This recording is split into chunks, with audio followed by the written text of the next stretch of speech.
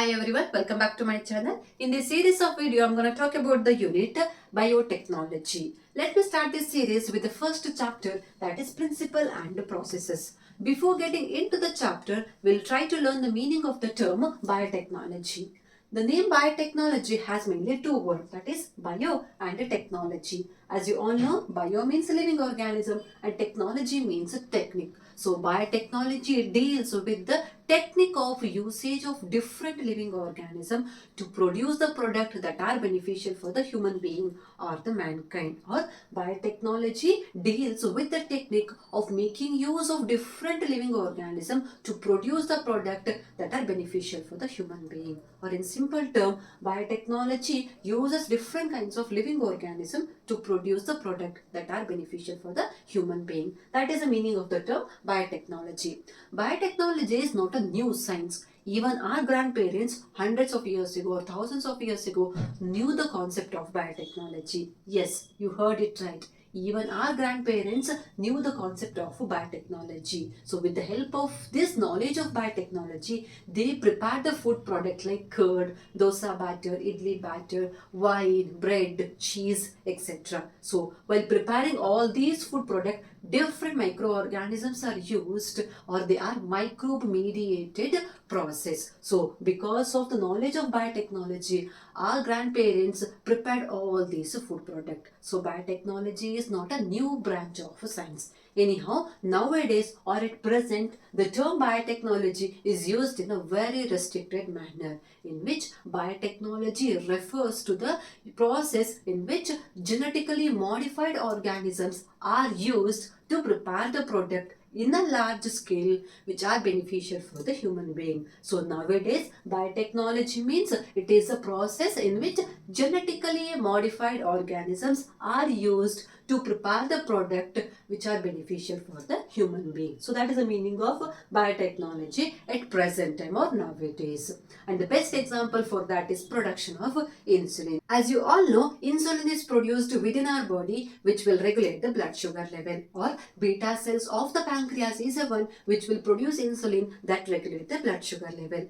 Imagine in an individual, sufficient amount of insulin is not produced by the pancreas, or the produced insulin is not correctly utilized by the body. In that condition, obviously there will be increase in the blood sugar level of that individual, or that individual become diabetic, or that individual will suffer from the diabetes. In that condition, that individual need to be supplied with the insulin injection, or he should take insulin injection. So from where we will get insulin injection, or how the insulin injection is produced in the industry? Before or long back, whole organisms like cows, pigs were used to produce the insulin, and later this insulin was extracted from the pancreas of this organism. But nowadays, instead of using the whole organism, we are using the very small part of it. That is, we are using the gene which is responsible for the production of insulin, and we are using this gene which is responsible for the production of insulin. So we introduce this gene, that is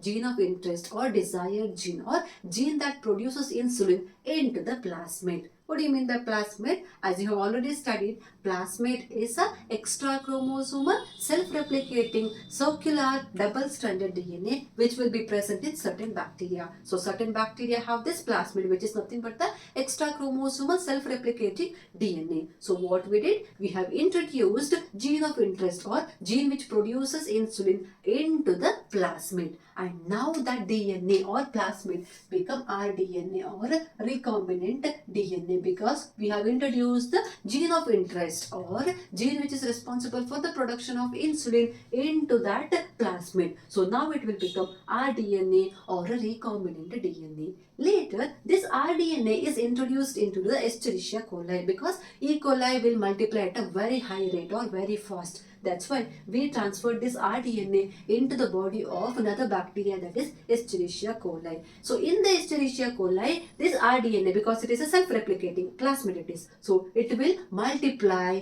as the Escherichia coli divide, and it will be transferred into the progeny. So now this gene which consisting of or which is responsible for the production of insulin also produces insulin in a large quantity in a very less span of time. So this Escherichia coli, now it is known as genetically modified organism because we have modified the genome or genetics or the chromosome of the Escherichia coli because we have introduced rDNA. So we change the genetics or the genome of the Escherichia coli. That's why it is called as genetically modified organism. So we have modified the genetics of the Escherichia coli by introducing the rDNA. So using this genetically modified organism, that is Escherichia coli, we have produced the product, that is insulin, in a large scale, which is beneficial for the human being or the mankind, which is nothing but the biotechnology. So best example is production of insulin. The European Federation of Biotechnology has given the correct definition of biotechnology, and the definition is the integration of natural science and organism, whole organism or cells, any cells or part of it, any small part like genes or molecular analogues for products and services. So the definition given by the European Federation Biotechnology is the integration of natural science and organism, cells, parts thereof and molecular analogues for the products and services. So that is the definition of biotechnology given by EFB. This vast branch of biotechnology have some of the very important techniques like in vitro fertilization, which led to test tube baby, production of the DNA vaccine, correcting the damaged genes, production of the antibiotics, proteins, enzymes, etc. are some of the very important techniques of modern biotechnology. This modern biotechnology have evolved mainly based on the two principles, or among many principles, there are mainly two principles based on which this modern biotechnology have developed. And the two principles are genetic engineering and maintenance of the sterile environment. We'll discuss these two principles one by one. First one is genetic engineering. Genetic engineering is a technique based on that the chemistry of the genetic material is altered. Genetic material is nothing but the DNA or RNA. So with the help of the genetic engineering technique, we are changing the chemistry of the genetic material, that is DNA or RNA. As I already discussed in the previous example, that is production of insulin, we are changing the chemistry of the plasmid by introducing the foreign gene or gene of interest or gene that produces insulin. So that's how the chemistry of the plasmid or the DNA is altered. So by introducing the gene of interest or desired gene, we are changing the chemistry of the genetic material, that is DNA or RNA, with the help of genetic engineering techniques, or another word, we are producing rDNA or recombinant DNA. After that, this altered DNA or RNA or the genetic material or rDNA are introduced into the host organism where it will be expressed. So because of that, even the genetics or genotype as well as phenotype of the host organism is altered. So what we are doing in the genetic engineering? We are making the change in the chemistry of DNA or RNA by introducing the gene of interest. Later this rDNA or changed DNA will be introduced into the host organism where it will be expressed. So that is the first principle, that is genetic engineering. Second one is maintenance of the sterile environment. What do you mean by sterile environment? Microbial contamination free environment. As I already discussed in this example, that is production of the insulin. After introducing rDNA into the E. coli, we are growing the E. coli to get what? To get insulin in a large quantity. So, to grow the Escherichia coli, we need sterile environment because we want only Escherichia coli to grow in that medium. We don't want any other microorganisms to grow in that environment, which will hinder the growth of the Escherichia coli. That's why we should maintain the sterile environment, or microbial contamination free environment should be maintained for the growth of only required microbes or required eukaryotic cell, growth of a required microorganism or growth of required eukaryotic cell for the production of products like enzymes, antibiotics, vaccines, etc. So first one is genetic engineering, with the help of which we are preparing the rDNA and we are transferring it into the host. Second one is maintenance of the sterile environment, where the host organism is grown to produce the product in a large quantity which are beneficial for the human being or the mankind. So that is about the two principles which evolved the modern biotechnology. So in genetic engineering techniques, we are altering the chemistry of DNA or RNA by introducing the alien gene or gene of interest into the genome. So where exactly we have to introduce the desired gene or gene of interest? So if you inject directly the desired gene into the cytoplasm, do you think that it will multiply? No, it won't multiply. So we have to introduce or we have to link this desired gene into the genome of the recipient cell. As we have discussed in this example, we have introduced the insulin gene into the plasmid. So plasmid is nothing but the genome of the recipient or genetic material of the recipient cell, and we have linked insulin gene into the genome or plasmid of that recipient cell. So we have to link the desired gene or gene of interest into the genome of the recipient cell. So obviously genome of the recipient cell will be having origin of replication. What do you mean by origin of replication? It's a strand of DNA or the sequence of DNA which will initiate the replication. So obviously genetic material of the recipient cell or genome of the recipient cell will be having origin of replication, and near this origin of replication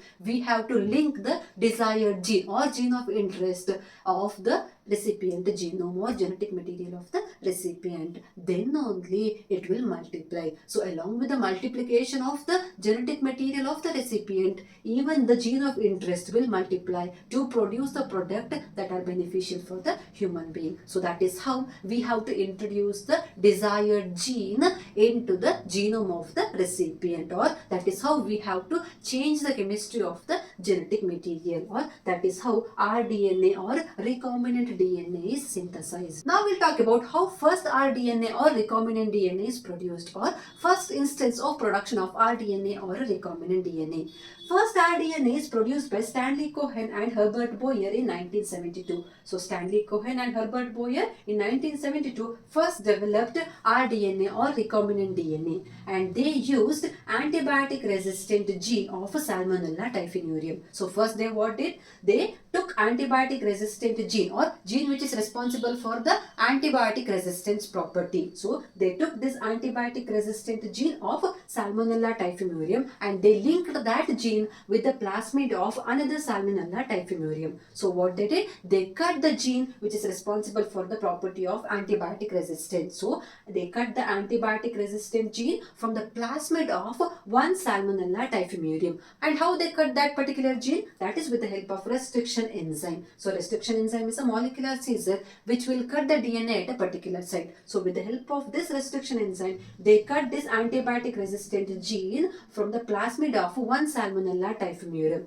So after cutting that particular gene, they transferred it into the another Salmonella typhimurium and they linked that particular desired gene with the plasmid of another Salmonella typhimurium bacteria. So they linked that desired gene with the plasmid of another Salmonella typhimurium bacteria, and that linking is with the help of enzyme, that is DNA ligase. DNA ligase is an enzyme which will join the ends of the DNA. So ends of the antibiotic resistant gene is joined with the ends of the plasmid. So they join the antibiotic resistant gene with the plasmid of the Salmonella typhimurium with the help of another enzyme, DNA ligase. So that is how rDNA or recombinant DNA is produced. So first they cut this antibiotic resistant gene, then they transferred it into the plasmid of Salmonella typhimurium with the help of DNA ligase. They joined it with the plasmid of another Salmonella typhimurium, and that is how they prepared rDNA or recombinant DNA. Later this rDNA or recombinant DNA is transferred into the other bacteria, that is Escherichia coli, which is closely related to the Salmonella. So they transfer this rDNA into the Escherichia coli, where this rDNA or the recombinant DNA which consisting of antibiotic resistant gene got multiplied, and that process is called as cloning. So in the Escherichia coli, this rDNA which consisting of antibiotic resistant gene got multiplied, and that Escherichia coli also become resistant to that particular antibiotics, and that multiplication of the desired gene in the host body is called as a cloning process. So that is how they prepared first rDNA using antibiotic resistant gene of one Salmonella typhimurium and linking it with the plasmid of another Salmonella typhimurium. Now you can ask, if they want to join it with the plasmid of Salmonella typhimurium itself, then why they have cut it from the another Salmonella typhimurium? Just they want to check this cutting of the gene with the restriction enzyme and joining of the DNA pieces with the DNA ligase, whether it will work or not. So they want to cross check it. That's why they have removed this gene from the one Salmonella typhimurium and they have joined it with the plasmid of the same species, that is Salmonella typhimurium itself. So they want to cross check whether the enzyme work or not, whether the cutting of the desired gene and joining it with the plasmid, whether it will work or not. So they want to cross check it. That's why they have transferred the gene from the same species to the plasmid of the same species. So that's how they have developed the first rDNA, that is Stanley Cohen and Herbert Boyer developed the first recombinant DNA with the help of antibiotic resistant gene of Salmonella typhimurium. So from this now you can tell that how you can genetically modify an organism. So you can genetically modify an organism mainly based on the three steps. That is, first one, identification of the DNA with the desirable genes, that is identification of the desired gene or gene of interest. Second one is introduction of the identified DNA into the host body. Later you have to transfer that desired gene into the host body. Third one is maintenance of the introduced DNA in the host and transfer of the DNA to its progeny. So that host organism need to be cultured or cultivated in a particular medium during which that organism will multiply, so that desired DNA will be transferred into the progeny. So that is how you can genetically modify a particular organism. So that is all about the principles of biotechnology and how you can genetically modify an organism. I hope this video is useful. If you like this video, please hit the like button and subscribe to my channel. Thank you.